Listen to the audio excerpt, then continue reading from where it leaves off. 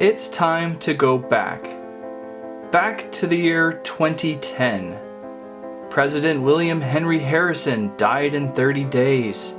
Yellowstone erupted and destroyed half of the United States. And TV's Doogie Howser was enjoying its 300th episode.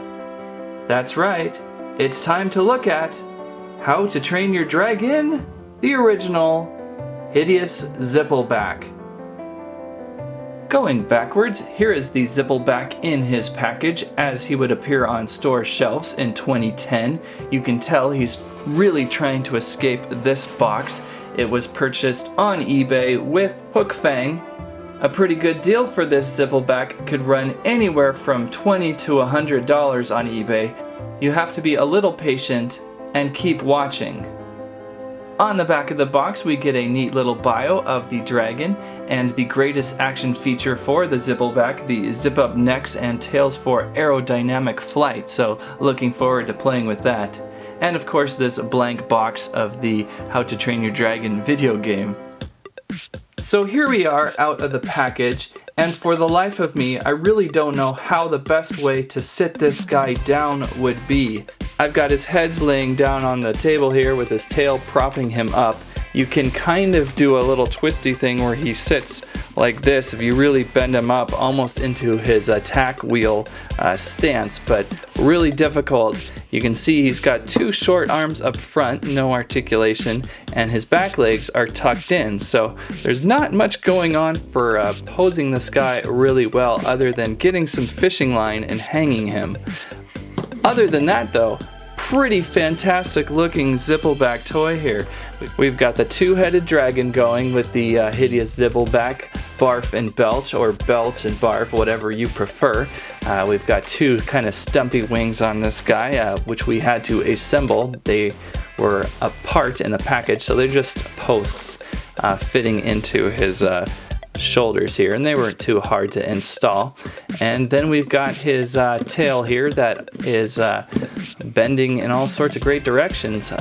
Really wild dragon toy here. Great action feature.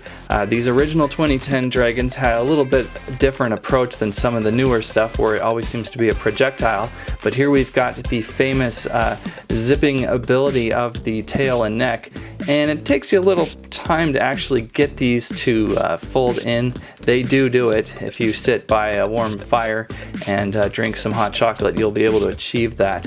Here's a quick look at the necks zipped together. Feels like these right here zipped together really well, whereas these didn't zip as easily. It just takes some practice to get him to fit together, but still pretty fun to do. Looking a little closer at the two heads here, each one seems to have a little bit of good personality to it.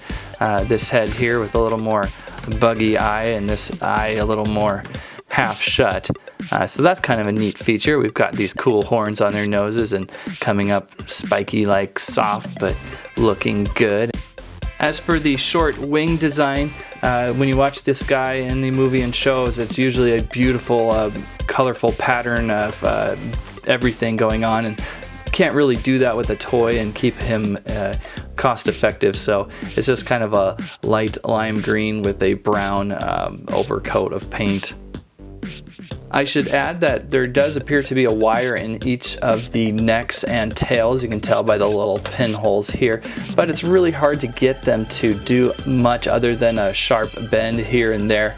Plastic's really thick, so it kind of prevents a lot of motion, and again you get it in the tails here, and so you can kind of get the tails nice and straight, or you kind of bend them apart. Pretty wild though, really nicely detailed. You get a little step above the detail than we do with the Defenders of Berk and the How to Train Your Dragon 2 dragons. A quick comparison with the dragons Defenders of Berk, Belch, and Barf. You can see that each dragon kind of has their own thing going for.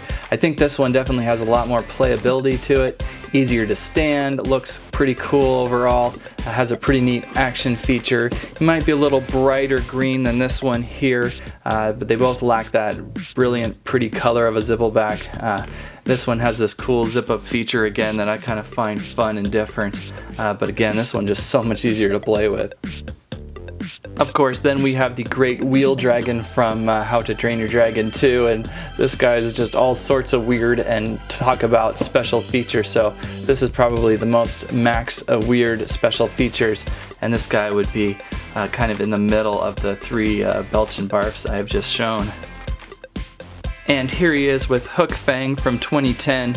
They definitely capture the dragon's personality a little more from the movies with these guys. They actually feel a little more like the rendered animated versions instead of a toy, but they're a little more difficult in the posing and standing and displaying on a shelf. Definitely more hang with a fishing line above your desk type of toy.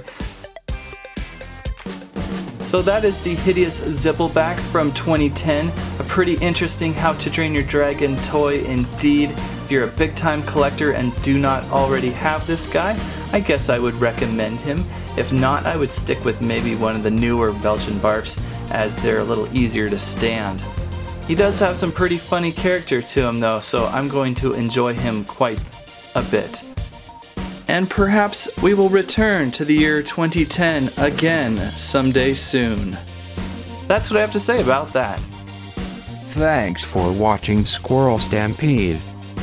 Hello there, nice to meet you. Nice to meet you. Hello, nice to meet you. And well, nice to meet you too. Well, hey, nice to meet you. Nice to meet you. Nice to meet you. Okay, how about some name tags? Maybe next time. Okay, whatever. Bye-bye.